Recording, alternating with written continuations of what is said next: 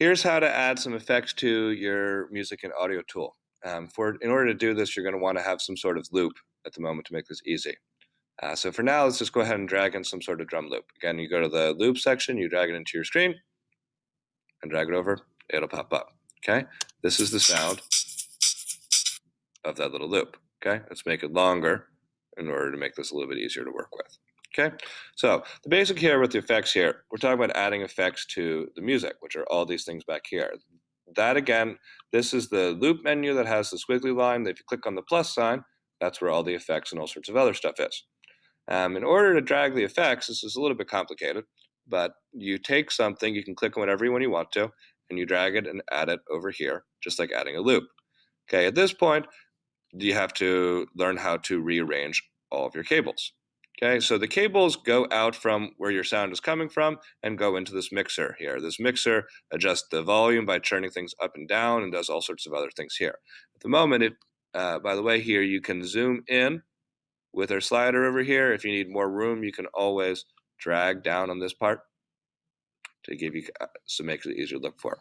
The cable, if you look and hover over any of the cables, tells you where it's coming from and where it's going to. This is coming from this audio track, which is our drum loop, and is going all the way over here to audio track number 1. Okay, what we want to do here, your sound effects have both inputs and outputs. If you zoom in and take a look at your sound effect, you can see where it says input on the left side and output on the right side. Okay, all we're having to do in order to do effects here is you got to change where the sounds are going. So we're going to pull this out over here. Now our sound is coming out of our drum loop and going into our phaser, at which point our phaser sound comes back into our mixer. Now, if we go back and listen to our drum beat,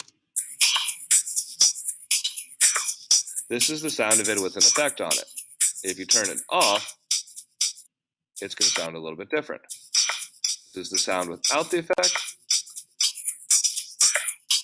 and the effect. Okay, may not sound like much by itself. Okay, you can add as many other things as you want to. For example, let's add a flanger to that also. At this point now, in order for that to work, you need the sound to be coming out again from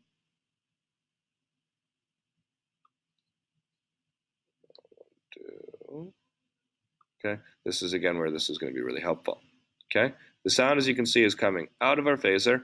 Let's make the sound go into our flanger, and now it's coming back into our mixer, at which point you play it, and it's a different sound. Again, you can turn them off by clicking on the stomp box. That's the sound of the regular drum loop. That's the sound of the drum loop with the flanger. And that's the sound of the drum loop with the flanger and the phaser. Okay? You can add these video effects to anything. You can add them to your voice, to anything you want to. They all have different sounds, delay, reverb, etc.